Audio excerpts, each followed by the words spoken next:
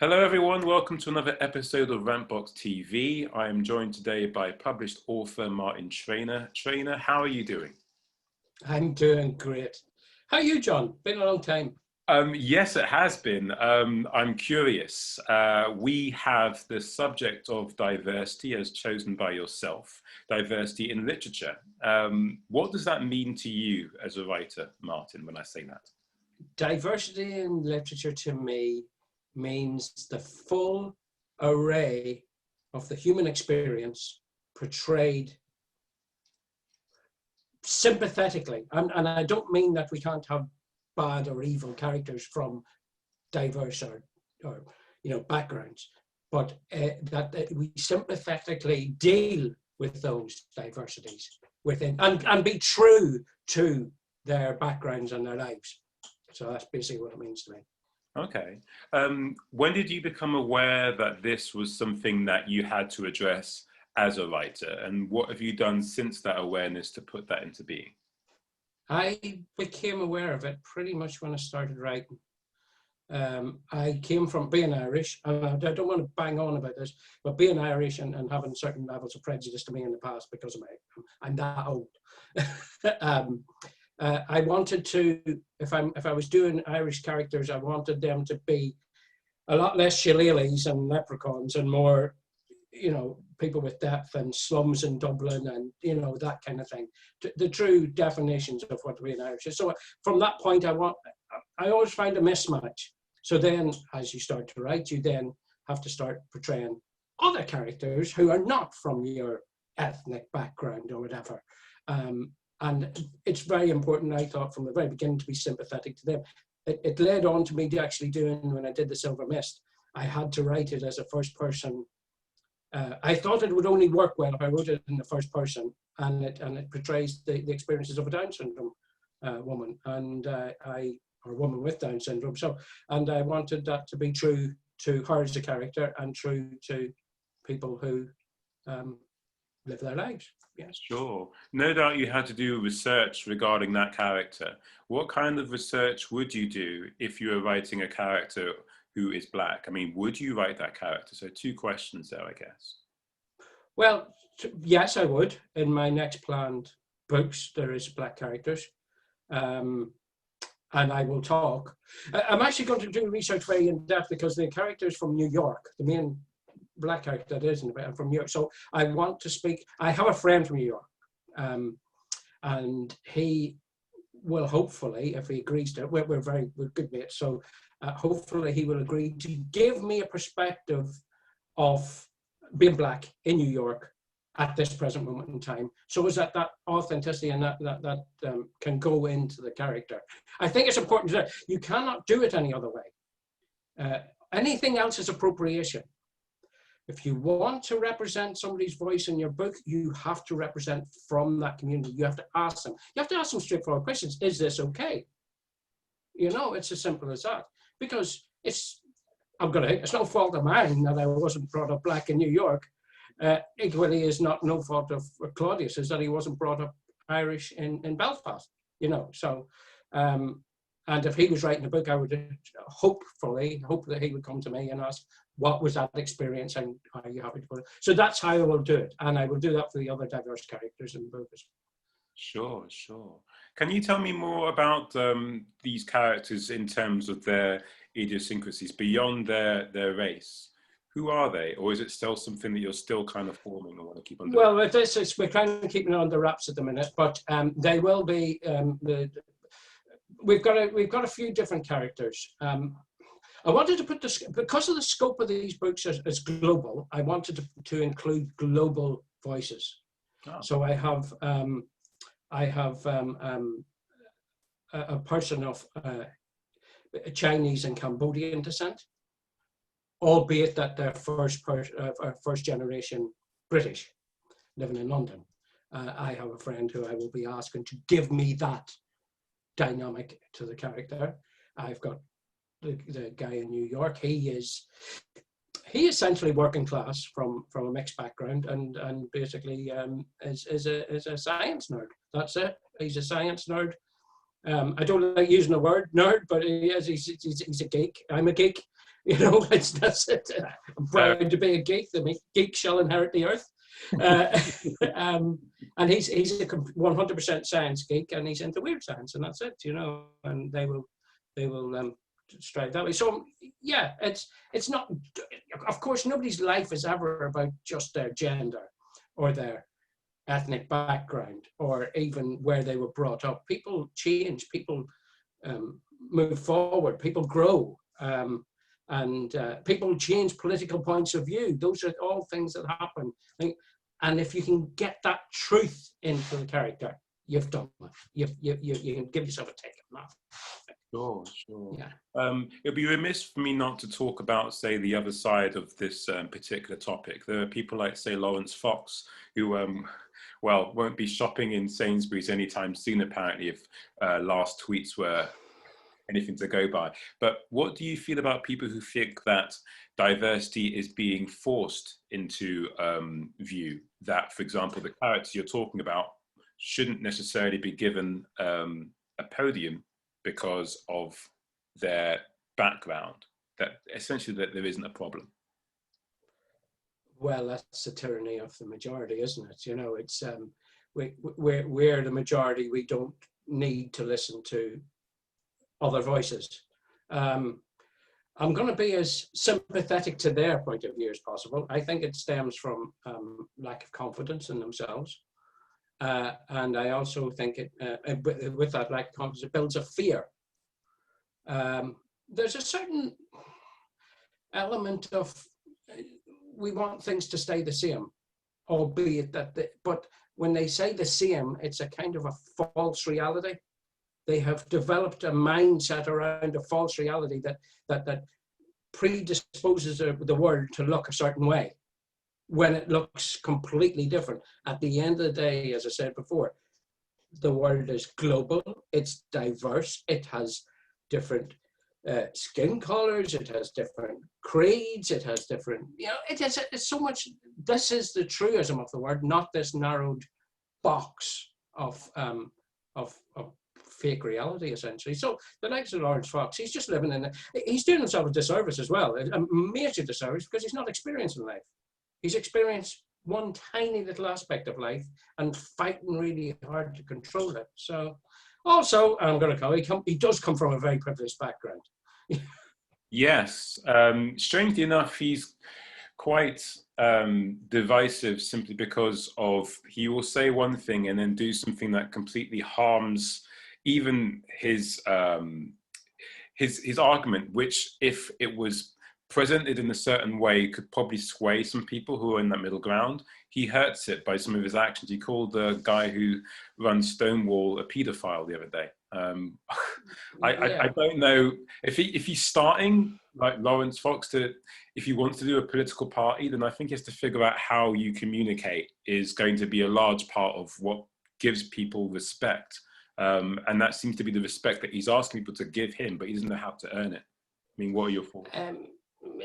I'm going to be straightforward here. He comes from an acting family. He grew up as an actor. He's basically rolled into the system, and he gets people to write the stuff for him that he needs to say. Whenever he actually has to say something, he's devoid of ideas because he's not. I don't think he's actually, you know, a lot of these people, you know, they're not secure in their point of views. If they were secure in their point of views, they wouldn't fight so hard for it. You know what I mean? If you're secure in what you believe, you can elucidate it. If you're not secure, you shout loudly. That's basically it.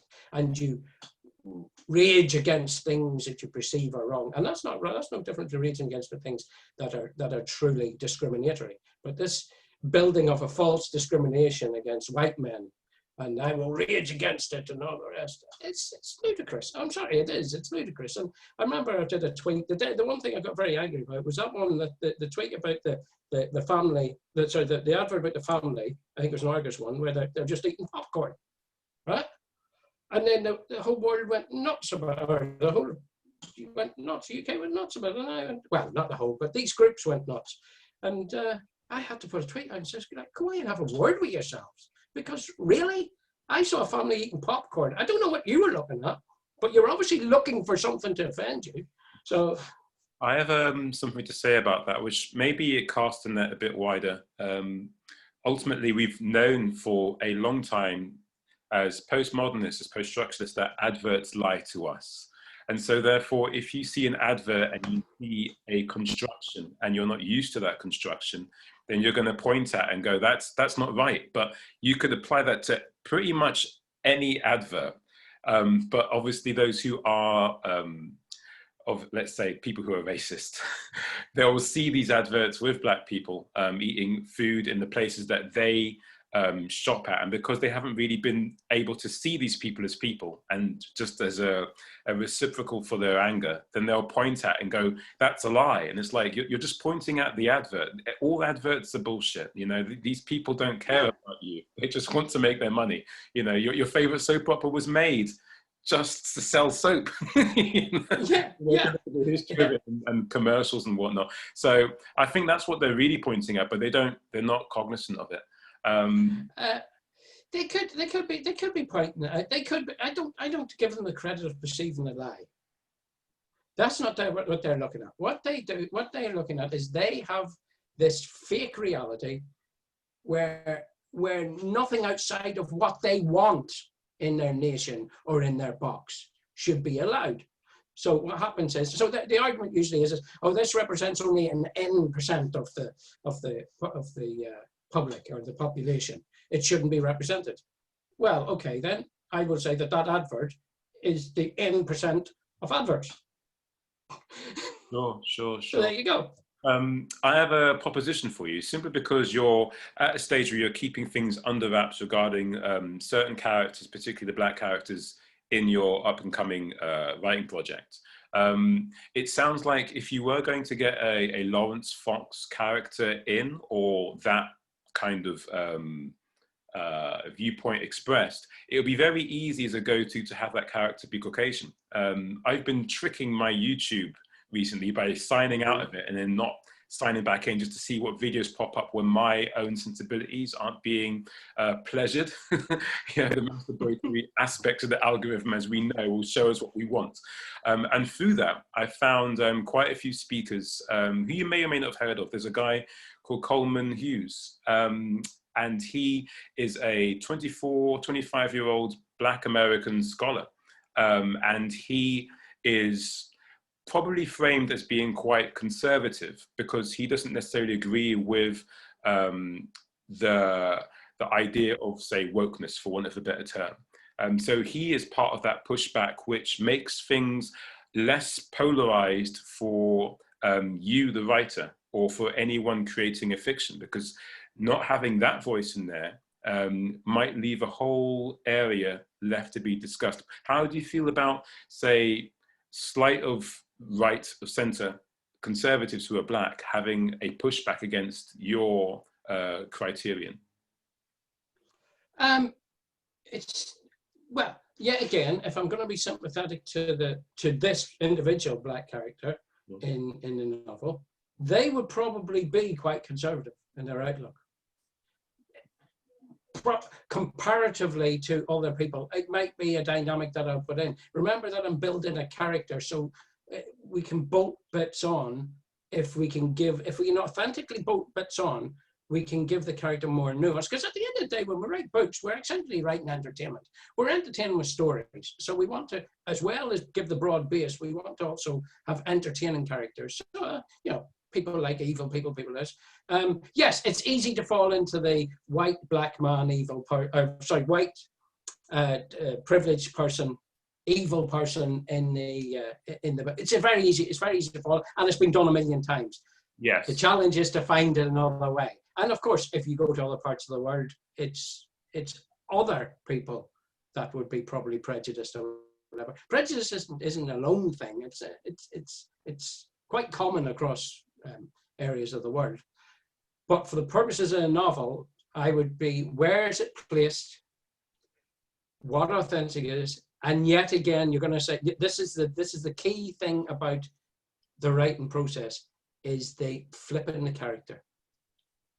Getting the reader to predispose or pre-think that this person is a certain way, and then discovering, oh, actually, yeah, you know, Yeah. So yeah, you never know. I haven't written it yet, but you never know how that will come. Sure, sure. Arguably, it's a very difficult time, I'd say, to be a writer, or maybe replacing the word difficult, challenging. Because even though the idea of, say, writing by committee is something that happened in a soap opera or a film or some other, say, shared creative experience, when you are the lone novelist having to literally put your own stamp on everything, whether it be the characterization, the history, hell, even the very ambience of a certain scene. You have to now consider all these different philosophies which are calling for your attention. So when you do work within the world of diversity, or at least having that in your novels, are there any particular guidelines that you've had to actually figure out for yourself in terms of being honest, in terms of what you want to write, rather than what maybe perhaps your friends and followers would demand or expect of you to write on this topic? Well, for the Sorry, future, these are heavy questions, man. yeah, for the future novels, you use the word challenging. It's actually quite exciting. We have now opened up, and we've opened up the second paint box, if you like, and when we're doing our watercolor. We used to work with this. Now we're working with this. So it's like, you know, we had bland colors and pastels. Now we've moved up into, we've become Van Gogh. You know, it's opened up into, so yes, it's exciting. We can now play in a new sandpit, if you like. As long as the people we're playing with say to us, yes, that would be. It's not my committee as such, but I will get the character will be mine.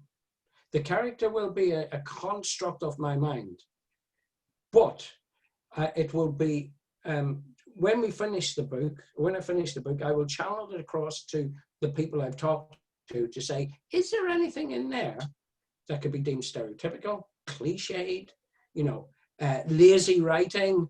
All these kind of things. That's what I want to check out, is the lazy writing. You touched it in yourself, the idea of the Harvard-trained white lawyer being the evil guy, when the Harvard-trained white lawyer could actually be the good guy, you know. And what is the nature of evil or bad, if not a different ideological take on data and how to deal with that particular data? So you could obviously make that sympathetic character, if they were black and conservative, even more alluring and inclusive of people who want to understand that mindset more, because it's not like you're making it up. I mean, you're using actual archetypes that haven't really been given a certain, say, prominence in, say, media. You know, like I will mention these names like David Lowery and whatnot, and you may not necessarily know them because they're not always being shoved into our faces via, you know, the Guardian or even the Times. You know, I think the thing to remember, when I'm writing a book, I'm writing a book. I'm not writing a political treatise. I'm not pouring my politics into it. I'm not trying to bang a drum in any way. I'm writing a novel about characters that I invent and how they will respond to various challenges that I put them. And if they flip, they flip, and if they don't, they don't. And this is the key thing about diversity is not writing caricatures, another version of caricature, albeit an agreed one. It's about writing the character as they are and seeing them as they are. And as I say, I'm not writing political books. I did with Trumplethinskin. That's pure parody, but you know. Indeed, and we'll definitely get to that Trumplethinskin very soon. It is Black History Month, and I did promise before we press record that it would be more of a conversation. And truth to tell, whenever I am pressing record, I find myself becoming Mr. Interview Guy, and I've just been barraging you with some heavy shit. That's okay. Got any questions for me and pertains to this subject, then please, this is your time to do so. Absolutely. Absolutely. I've got how do you feel about a white, Irish, 57-year-old man bringing black characters into fiction and being true to them? How do you see This is a good question for me, actually, as a novelist, because I'm basically saying, you tell me what you think are the touchstones that I should be. Sure. There's two things that come to my mind. One is that I can't dismiss it outright because of your age and your background. I'm keen to see the book first.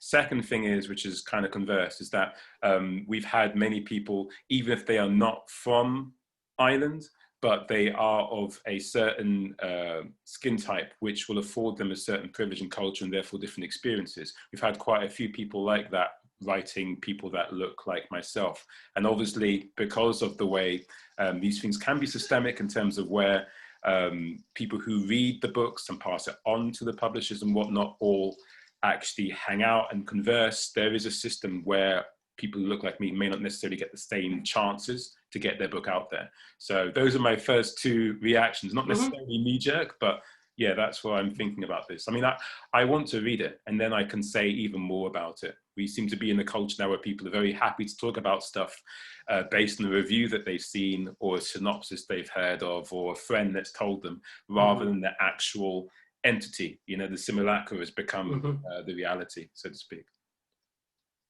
Oh, that's interesting, because touching on these characters will drive the story. And at the end of the day, novels about the story. It's a start, middle, and end. That's just all it is, and it's driven by the story. It's because you write what you know. I will have based it in certain places that I am familiar with. However, I am branching out into my subject matter is so totally, absolutely global. I can't base it in my experience. So I have to go out and research heavily so that I can actually write it. Luckily, I'm surrounded by an awful lot of people from diverse backgrounds who will be my guides through. And it's a series of stories, so therefore you have to develop these things, some issues that you may not have even conceived of in the first maybe installment. You can kind of fix retroactively later if you have to, with a lot of careful surgery, I'm sure. Actually, not really in this one, because there's three distinct thousands of years between them timelines. So the first novel is current, it's today, but the second one is 13,000 years ago, and the last one is 40,000 years in the future. So yeah, there'll be a lot of historical research for the second book, and a lot of, well, just pouring great fantasy, and that's going to be so much fun to do when I do it. This one, as you say, is the challenging one. This one, getting this right is the key one, because I think the story is a good one. Yet again, it's a story. I don't want anybody to be thinking that I'm going to be banging any political drum with it. There is an awful lot of stuff in there. There's conspiracies. There's everything that's alive. We wanted to write a novel for today. Everything is alive. The conspiracies, the QAnons, the weird science, the political maneuvers. They're all part of the novel, but given from the perspective of two distinct characters. And how they navigate this world as they discover things about themselves and the world that they never knew existed. I often think of books as living entities that, in order for them to be given life, you have to understand and dismantle parts of yourself for it to be true. And in doing so, when you actually do read back that novel, at least in the final stages, if you've done something that's of worth, it's going to in some way, do some surgery on you. Have you ever written a diverse character that helped you dismantle aspects of your own understanding of yourself? Yeah. When I did the film, it's very simple. When I did Eve Hayes, that was it. She's based on my cousin, who I grew up with, and he had Down syndrome, and many parts of the elements of her personality is his. And yet again, remember, I'm only observing him. I didn't live his life. I only observed his life. And that's really only all a writer can do. A writer writes an awful lot of characters that they create from observation. They do not actually live the lives of the people they create. I've only lived my own. But the character was based on my cousin, and a lot of the things that she does is in there. And the whole idea behind that novel came from this idea of people with certain levels of mental challenge or whatever have a lower place in the human experience. And I wanted to flip that and say, what if, it actually came from a what if, was what if our perception of everything that we do is completely skewed, and it's us who are worrying about jobs and things and all the rest, that we are the mentally challenged, and the other people, with like Down syndrome or whatever, are the more enlightened. And that's what I wanted to flip. Now, that really was, it was the most interesting book I probably have and ever will write, because just exploring Eve's own perceptions of reality. Commendable, commendable. I think maybe it's something we're aware of, but we seldom put together, especially in these video conversations. But as a culture, we've always been fascinated by what's happening on the outside. You know, if you're a youngster in, say, early 50s Britain, you're interested, if you are into music, in what's going on with those blues singers in America. If you're a kid in the 70s and you're keen on something outside a 20-minute solo by Yes or Pink Floyd, you kind of want to know about those punk rockers. We want to know about these other marginalized voices. And it's only in our recent times that being interested in those things comes with a certain kind of baggage, which arguably, for those who don't really look through all that baggage, they think of it as a problem, and just want to go back to normal, whatever the fuck that was. So yeah, I just thought I'd put that in there. Yeah, that's good. Yeah, whatever the fuck that is perfect, because there is no normal. The nature, you know, I studied quantum physics. The nature of the universe is distinctly not normal. The universe changes. You know, there's one thing that infuriates me, this, right, being having a science background, is people say, oh, Darwin, survival of the fittest. No, when he said fittest, he said most adaptable to change. It's the survival of the species or whatever that's most adaptable to change, because change is the single truism of the universe. And that's why embracing the world as it is, rather than these little predefined boxes that people put themselves in, is a lot more liberating than they actually perceive. And that's what it is. It's liberation. It's liberation of the mind. Indeed, indeed. There is something behind you that we're going to start talking about now. Not metaphorically, but actually behind you. On that wall, Trumplethinskin. I can barely say it because I've got a lisp and I'm quite nervous when I talk about other people's books. But tell me all about it. Save me my displeasure of being embarrassed about talking to one of my mentors. What's going on? Well, the Tales of Trumplethinskin is exactly what it says. It was the brainchild. Well, it wasn't a brainchild. It was a question from my publisher, who basically put an email right to all of us and said, we have to do something. The election, I have a North American publisher, so they put out and said, the election's coming up in November, we have to do something. So I basically just threw back in the email 500 words of a pitch of the Trumplethinskin character, as it would be in a grim fairy tale kind of thing.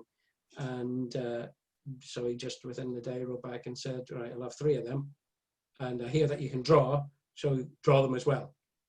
And that's where they came from. So I decided on 3 distinct parts of the subject matter's history. The first one was a certain deferment from going to the Vietnam War. The other one was a few years ago when he came to visit the UK. And the third one is about the impeachment process. So there was a bone spurs in the land of Uck, and the Trumplethinskin and the gigantic peach. Okay. And presumably, if he were to win, if you were to lose this election, you would do the fall of Trumplethinskin. And if you win, you would do the inevitable rise. I don't know. I guess questions there. What do you think about the election, and what would you do about it? Either way. we have these conversations all the time, because he's the gift that just keeps giving. If I had the time and energy to actually do, I could be knocking out a book a week with this stuff. It's the subject matter is just such a parody in himself. It's endless. Like, for example, whenever the books come out in July, they were due to come out on the 7th of September because of COVID and that. Our printer said, "Can we? You probably advisable put them out early because there's going to be distribution problems with this." They've all ironed out now, which is thankful. We then put on the website, there was a thing going on. So these are the 3 books. We're thinking of doing a 4th, and we threw some ideas, right? So the idea was that, he goes to visit the land of Braz, which is Brazil, to see Bolsonaro, I think it is, right? And he does there was another idea in there and all the rest. And like within a month, they became moot. We moved into another set of things that can be parodied. And then we're now in a complete different one. Like just from last Tuesday, we were talking with myself and the publisher should we do one around the debates? We probably wouldn't get it out in time. And then by 2 days later, that's gone. We're now into something else, So I think, we'd be, if he doesn't get re-elected, we would probably do a fall book.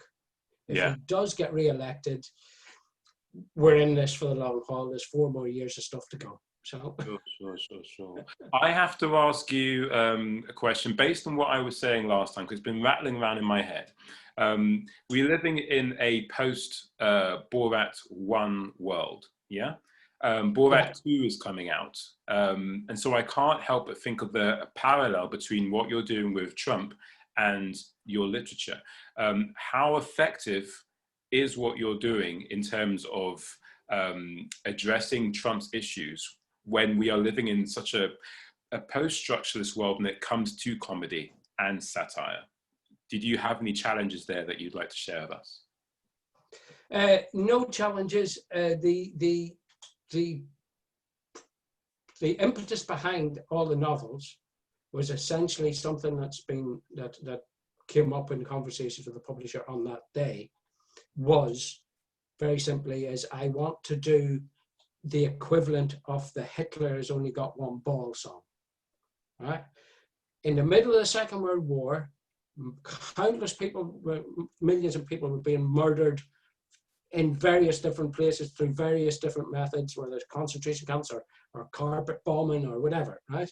It was a horrendous time. And in the midst of all that, people's hopes were buoyed a little bit certainly in Britain here, with the Hitler has only got one ball song, because it gave them a chance to parody, belittle, if you like, and make a comical character out of what was a very serious issue and a very serious and mentally misaligned person, so.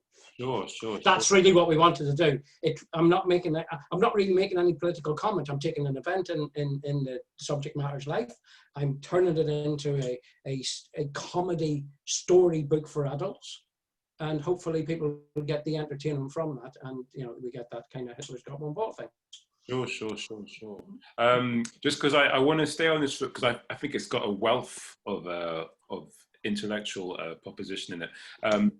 Your example is from a time when arguably there was less pushback in that way. Now there's a whole sea of memes, of GIFs, of article upon article, some documentaries which will take Trump and make him into a figure of fun. Isn't there a danger in lessening his, from your point of view, his threat by making that happen? No, I think I'm giving fuel to the people who want to push back. I think I'm basically giving them fuel for the fire. Essentially, is that we can defeat evil, for another word, but the darkness and blackness of the world. We can defeat it if we come from a position of not becoming it.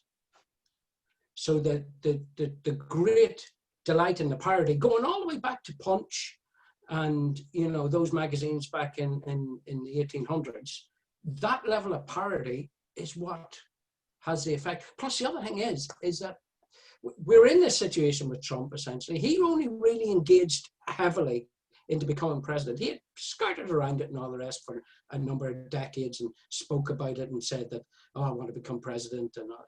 But when he started the birther movement, and then it came to that roast, that comedy roast, where Obama went on stage and so delightfully roasted him and made him a figure of fun. That really got him. That's when he started to turn the gas up on becoming president.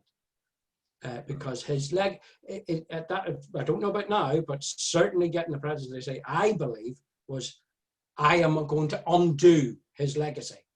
I'm going to undo Obama's legacy. Whether you agree with it or not, but I'm going to undo that legacy because he poked fun at me. He's that narcissistic.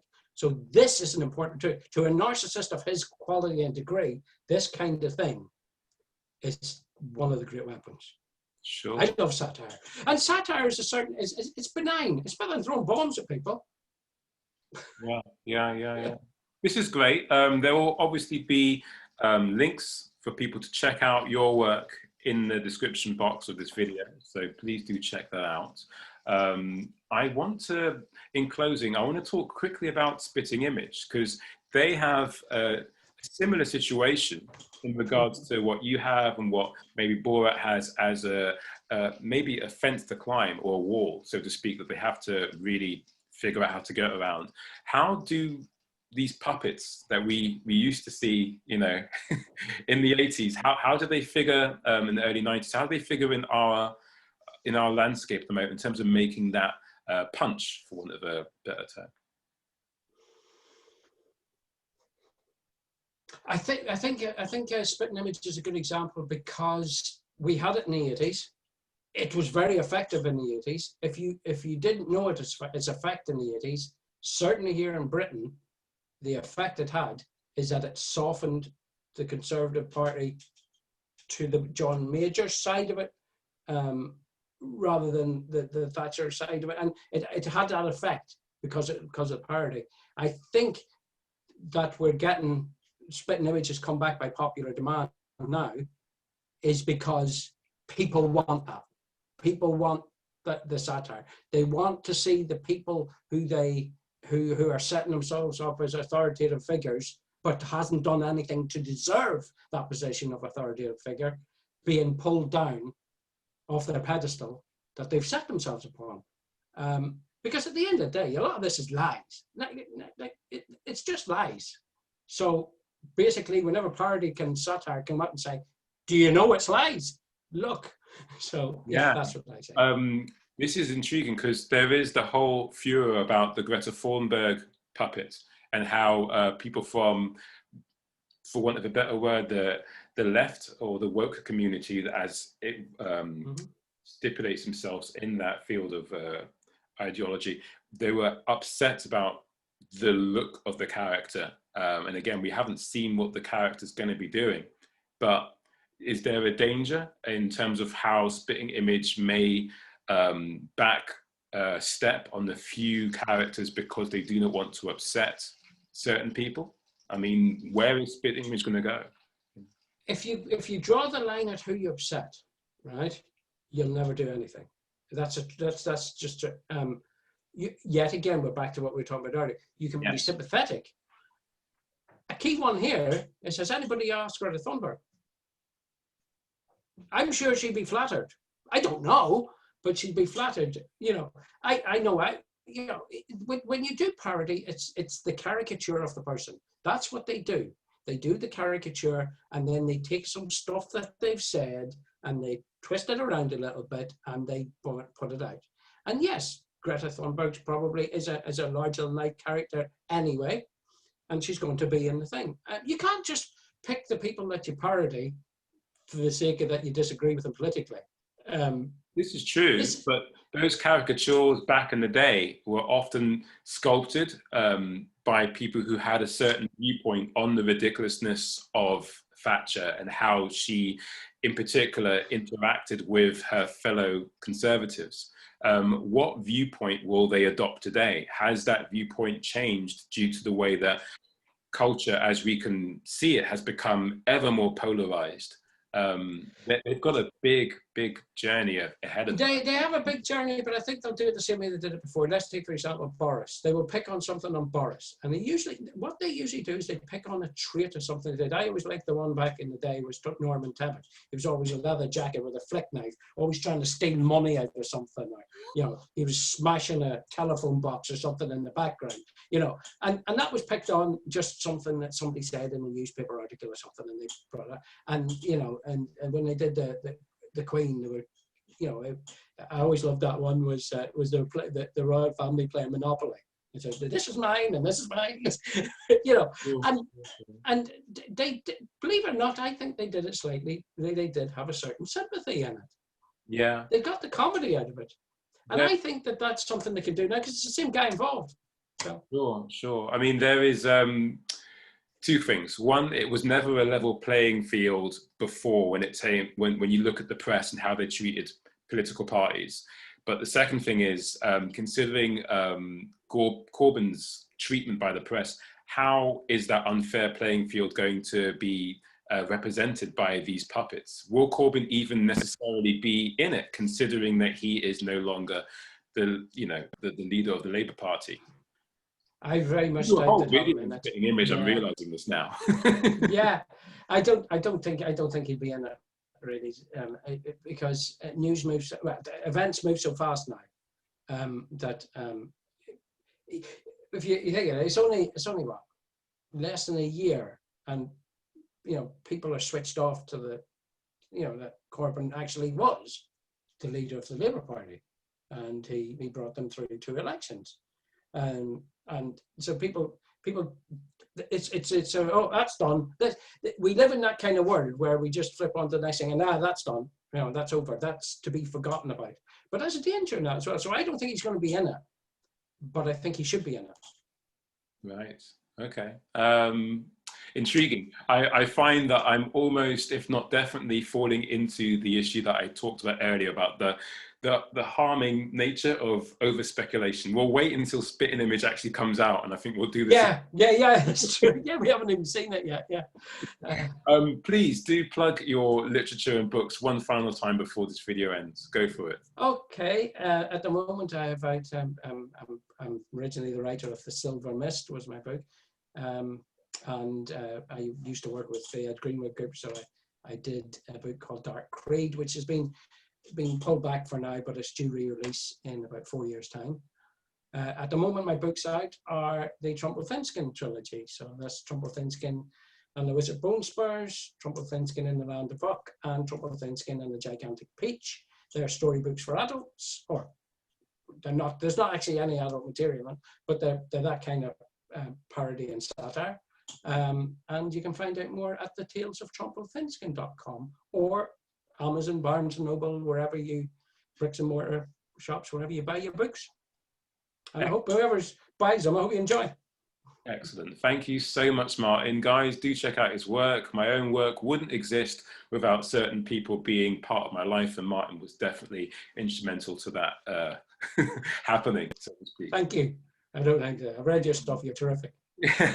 Thank you. Please do check out his work. Rantbox TV has a video going live every Friday. There was a video before this. There'll be a video after it. Thank you so much for your time. Have a wonderful day. Thank you, John. Thank you. Bye.